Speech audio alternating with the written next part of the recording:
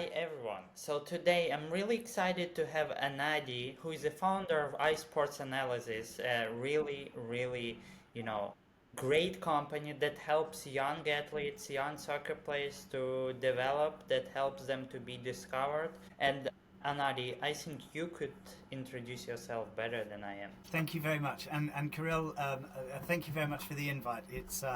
It's much appreciated. So, iSports Analysis was actually developed because I was working a lot in the education world, private schools and universities, and recognised that there was no solution, no affordable solution for these organisations to use in private schools to analyse their rugby, in universities to enable students hands-on experience of analysing games. And so I went away and learned the software that is prevalent in the Premier Leagues and just below. Came up with the cloud-based solution that is iSports Analysis. It's developed massively from there into player development because we've worked a lot with coaches from organisations like the Scottish Football Association who very much recognise that the process of self-reflection is probably one of the greatest learning curves players can have when they see themselves on the pitch playing the way that they do. They generally recognise the areas of improvement. What's fascinating to me is to watch coaches coaching football players actually, and for the coach to say, oh, did you know you did this? And the player's adamant that they didn't. And then you go to the stats, click on the clip, and there they are doing it. And that's not generally... It's generally not sort of an arrogance, it's an unawareness, and this is where the self-reflection process comes into play. And so that's really the foundation of iSports Analysis. We maintain that we want to make this available to everybody, sports performance analysis and the player development. And excitingly, over the last 2.5 years, we've developed what we're now calling iSports Scouting. Once again, we've worked with very good coaches, football club owners, football club managers, and Premier League scouts to develop this system that enables players outside of the Premier League academy system to measure their skills against players in those environments of the same age group, and thereby understanding their areas of development, if that's the focal point for them, if that's the direction they want to head in. And it's quite amazing for me to have started out developing sports performance analysis software for rugby actually, to it now being what it is. So it's very exciting. Yeah, long story, interesting story. I mean, you've seen a lot. You did some pivots. You, like you said, you started with rugby and doing football. So my question to you is that, in terms of if we look back to your journey, to iSport Analysis journey, what is the most exciting part that you have worked on during this period of time? I think the most exciting part for me personally is the fact that it's never stopped developing and never stopped growing. And I think also exciting is that we develop this as a way of making it available to everybody, but then to watch people using this system to actually develop players and to actually help teams perform better, I think that's the cherry on the cake, really. Okay, yeah. So if we take, the one thing, I'm sorry, how many players I will say you have seen over a period of developing iSport Analysis? I couldn't actually tell you. It's in the tens of thousands. It really is in the tens of thousands of players and students that have used iSports Analysis in the way that they use it. If we take, from your personal view, if we would take three most important parts in player development, or things, what that would be using from your broad experience of seeing tens of thousands? Yeah, I think one thing that is very important is player self-reflection. Players actually not only watching the game, but watching the game with a view to actually looking and tagging how they performed in the game. So times I'm in possession and thought I did well, for example, might be an example of that. Times I'm in possession and didn't think I did so well. So I think, first of all, self-reflection for players is a really big one. I also think having coaches feeding back to players through a system like iSports Analysis, where all of the feedback can be online, including drawing on the videos, player comments and coach comments, this whole sort of feedback mechanism, I think that's important because it allows for players to go back and look.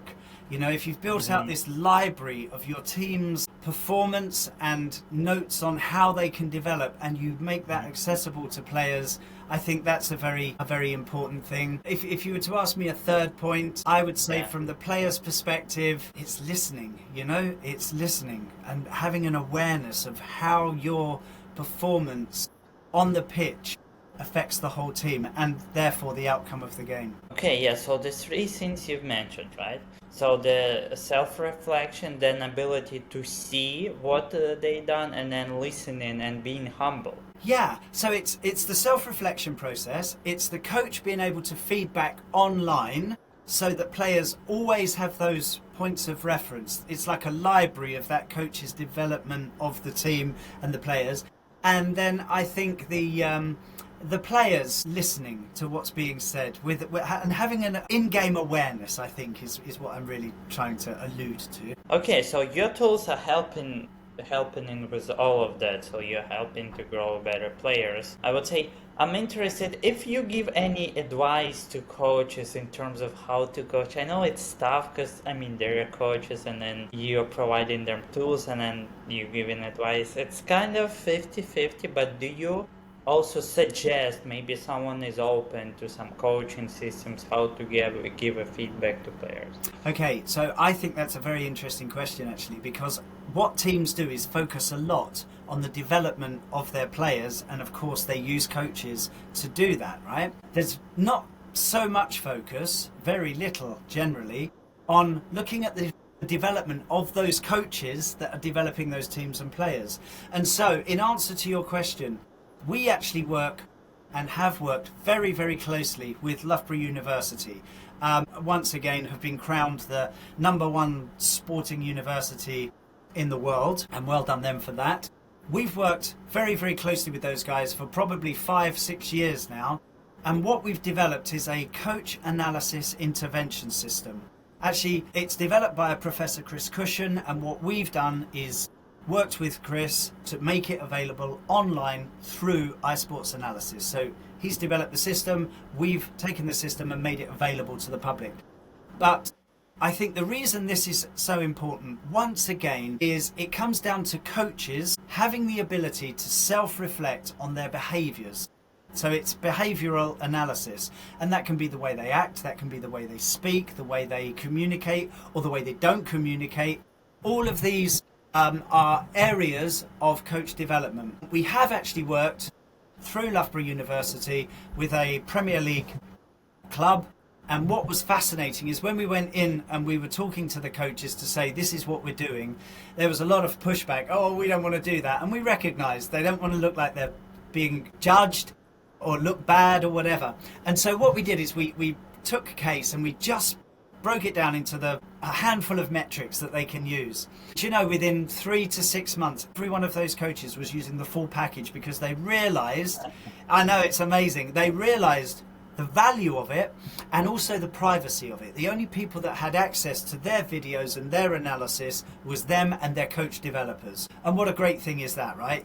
You've actually got a video of you out on the pitch, you've done your self-reflection on your behaviours in that environment, you've got feedback from a coach developer in whatever way, whether that's look, this is an area of improvement, or wow, this is what you did really well, and then you can build on that and build on that. And I think from a coach perspective, that would be my advice, you know, go down that route of using the coach analysis intervention system. Yeah, okay, I agree 100% on that. And the interesting part you've mentioned is having data and having metrics that no one has.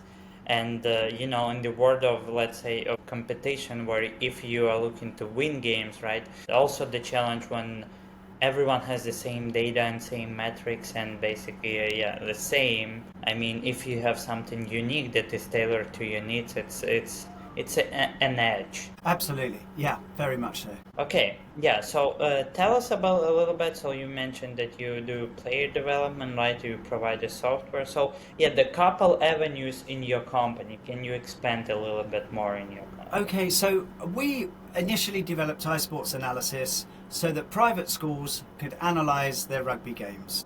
And we worked Okay. very, very closely with a lot of top rugby coaches in the private school sector to develop the software the way that they'd like to use it.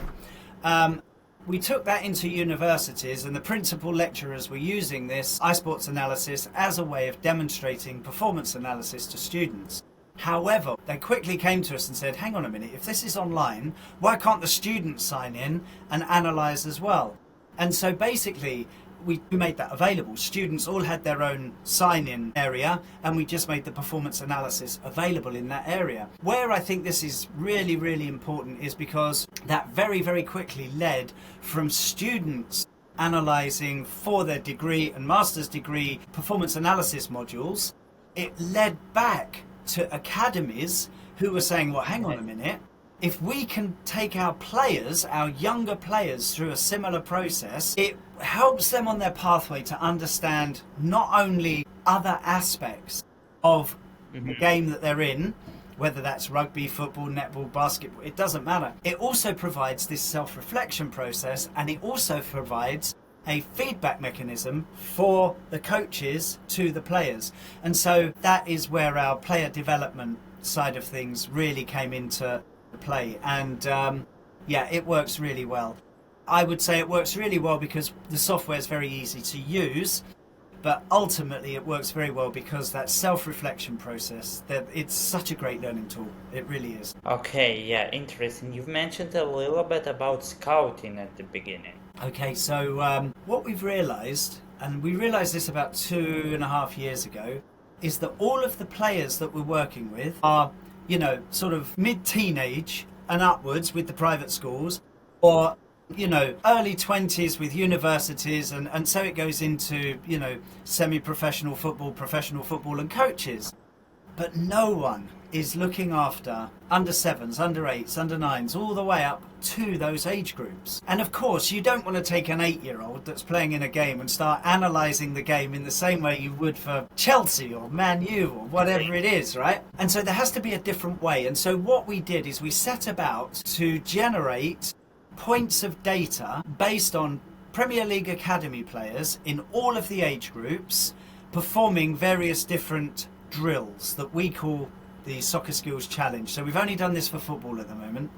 And what that led to is players anywhere in the world, it was initially meant to be the UK, but players anywhere in the world being able to take part in the Soccer Skills Challenge, take part in the 6 fundamental skills, time themselves, film themselves, upload that information to iSports Scouting. We've got algorithms in the back end that work out their scores by basically comparing their times to Premier League Academy level players in the same age group, producing a star rating. So, wow, you're 3 stars. Okay, you're average. And also generating a comparison table so you understand areas of strength and areas of weakness. And also generating reports from Premier League and UEFA coaches to advise on how that player can develop. It's all well and good saying you need to develop ball control. How do you do that? And so we produce a 3 or 4 page certificate for each player that takes part in the Soccer Skills Challenge with all of that information.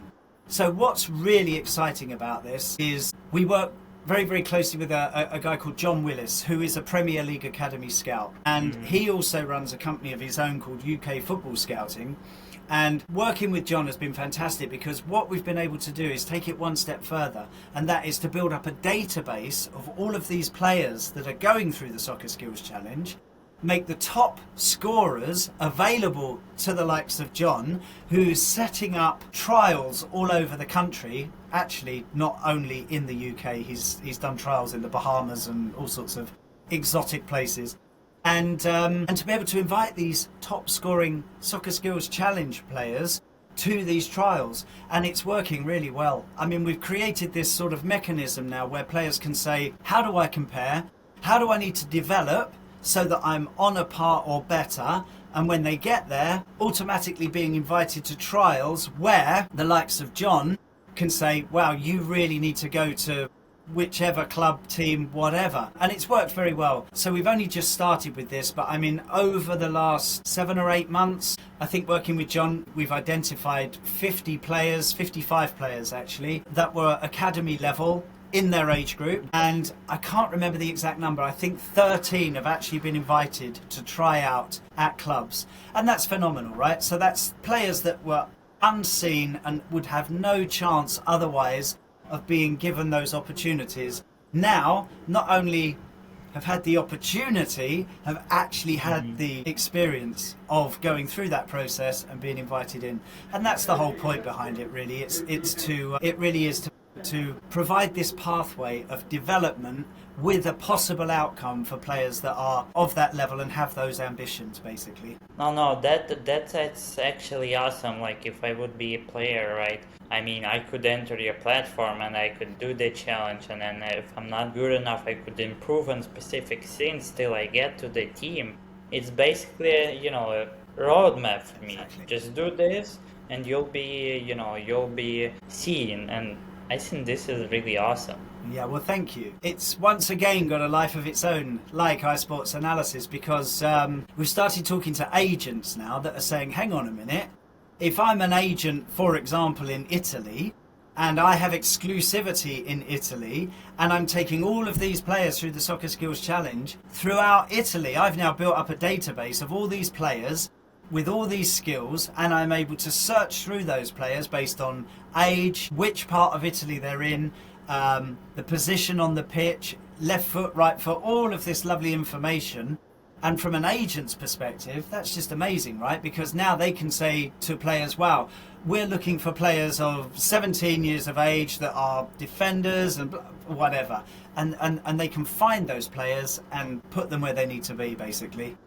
So you're also working with the agents right now. We're just starting to. We're in discussions with a number of agents, yeah. So it's very exciting to expand the system out even more for that, yeah. Okay, so and what are the future plans of iSport Analysis? The future plans are, at the moment, with iSports Analysis, we have a team of analysts that analyse games manually, and they're really good. Our head analyst brings new analysts in, takes them through a process, and less than 15% of the analysts that get brought in actually make it through.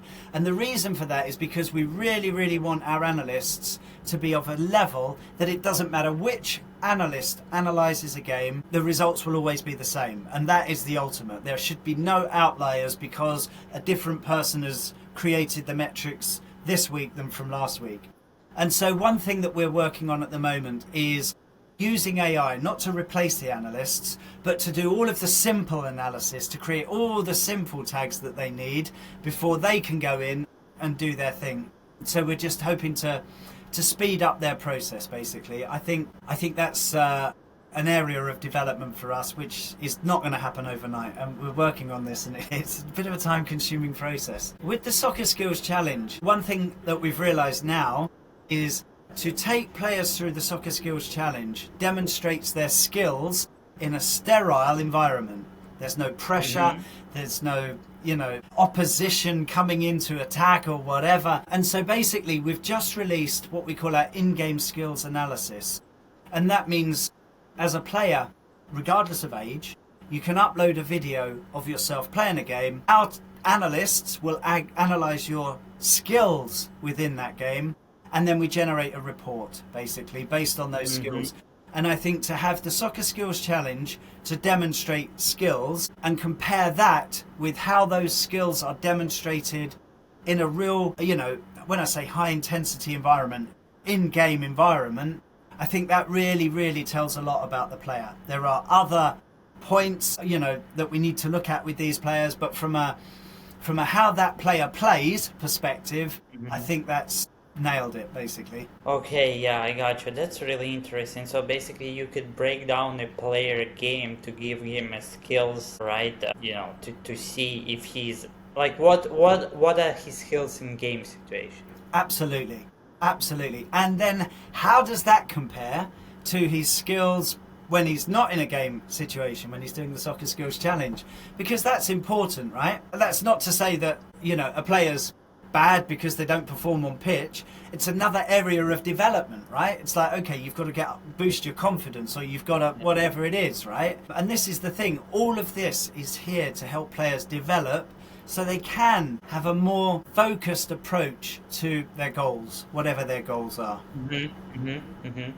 Have you thought about adding some other services for players? I mean, not only giving them a video breakdowns, but maybe, I don't know, like some psychological insights or, Absolutely. suggestions. Yeah, so generally in football, people talk about the four corners: the physical, psychological, technical, and tactical. But my wife is an ex-international runner, and she's done a lot of marathons and ultras with sports science senior lecturers at various universities. And I was sitting down with one of these lecturers not that long ago, actually, and he was saying, he did a PhD on this, actually. I can't remember how many points there were. I think it was something like 20. And it was all to do with the psychological and the moral and all of these other attributes that make up this player, right? It's not just about your skills and your athleticism. There are all these other aspects. So yes, over a period of time, I would absolutely love to bring all of this into the iSports scouting, because the more of a picture we can paint for these players, the easier it is for them to understand how they need to develop to make their dreams a reality, really. The last topic I want to mention today is that AI in your system. Tell us a little bit, what are the main challenges of implementing AI, and how do you see it's moving? What we're doing with AI with regard to games, we use AI in quite a lot of different aspects of what we do, but with regards to analysing games, it's actually quite an interesting process to train a model to understand this is the home team and this is the opposition team.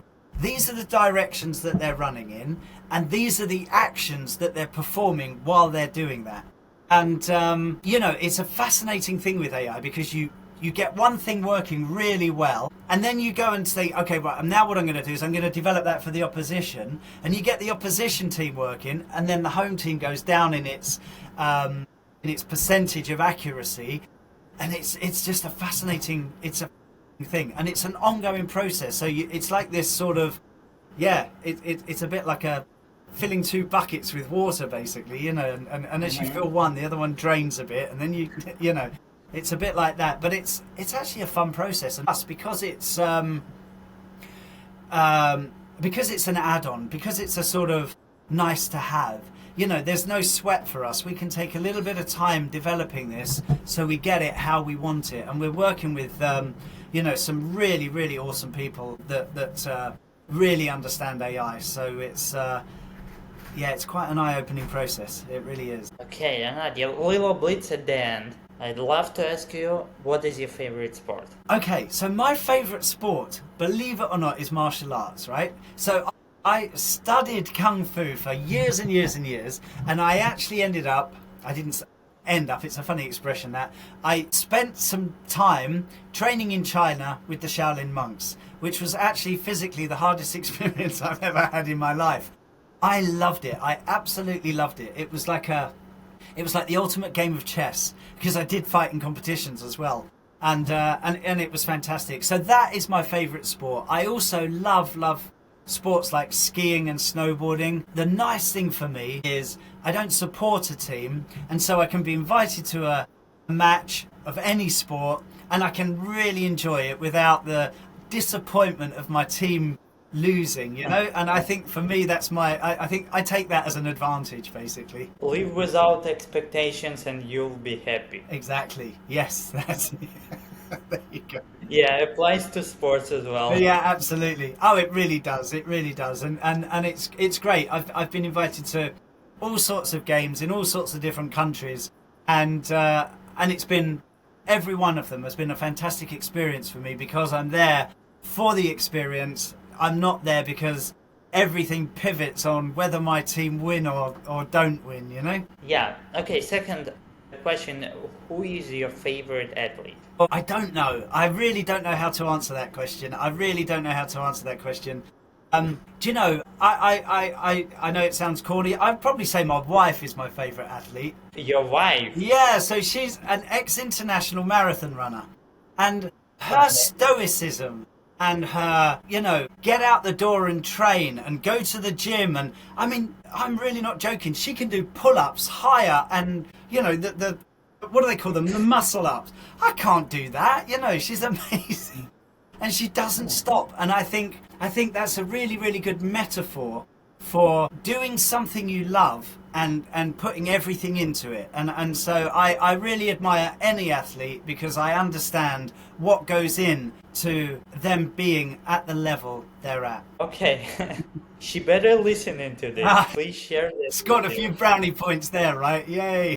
What is your favorite part of your job? Okay, so I've got two favourite parts of my job. My career started with programming computers. I started programming computers at a very, very young age. I started out in the corporate world at 17 programming mainframes. I love it. It's like, to me, I can see an artist with a blank canvas and they splash paint around and then they've got this thing in front of them that's wow. For me, having a blank note editor, text editor, and creating from that is absolutely amazing.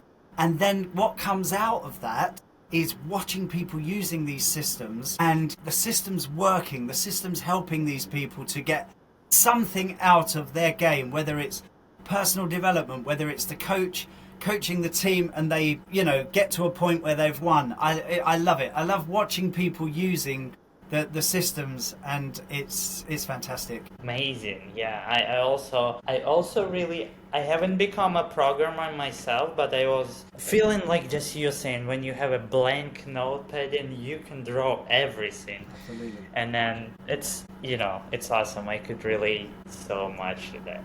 Yeah, no, it's great. I love it. Well, the great part is what you said, the worst part of your job. The worst part of my job, I think, actually recently with the Soccer Skills Challenge, I think we've had a few parents going through the Soccer Skills Challenge and they're absolutely adamant that their young child, 10 or 11, is going to be the next Messi or something. And then they see their child's times in comparison to Premier League Academy players. And for me, as a person that's developed this technology, I'm like, wow, this is great. Now you know how your child needs to develop to actually get to where you want them to be. But I think the worst part of the job is parents saying, this is rubbish, this doesn't work, my child's better than that. And I just think, oh man, this is, that's not what it was designed to do. And I think that's probably one of the worst parts of the systems that we've got. One advice, what would you give to young people, entrepreneurs who wants to start their own journey, and you might have some thoughts for them? I think if devour as many books as you possibly can. Don't believe any of them, but take what resonates with you. Take your time and surround yourself with people that have already done it. Because that's such an important shortcut, is such an important thing to have people around you to say, do you know what, if you go down that avenue, you might waste 18 months of your life doing that to sort of come back to where you started again. And I've had that at various points in my entrepreneurial career, and it's been great. And then I've had points where I haven't had that, and the learning's been fantastic, but the time it's taken to learn that, rather than just have someone advise, it's expensive with regards to time, I would say. So yeah, I think keep learning, love it. If you don't love it, you're not going to make it, because even now I'm doing between 11 and 15 hour days quite easily, and if you're not devoted to what you're doing, you're not going to put the time in to make it happen, Yeah, true. Be passionate, right? Be passionate and be patient, and listen. Okay, yeah, Anadi, so where can everyone who is listening to us follow your journey? Obviously, iSportsAnalysis.com is the website address for iSports Analysis. iSportsScouting.com is the website address for the younger player development coaching scouting system. And yeah, I'm on LinkedIn as well. Anadi Taylor. I think they're the three best places. If anybody would like to get hold of me, yeah, you'll find me on LinkedIn. Anadi, Anadi, Taylor, Taylor, and that's, yeah. I look forward to connecting basically. Awesome, awesome, Anadi. So it was, pleasure to have you. Let's wish everyone. Let's wish Anadi, good luck. And we are rooting for you. Oh, well, thank you very much. Thank you very much. And I'm rooting for the players that go through the systems. It's great. We're rooting for each other. That's brilliant. Thank you very much, Kirill. I really appreciate this. It's great. It's been a fantastic conversation.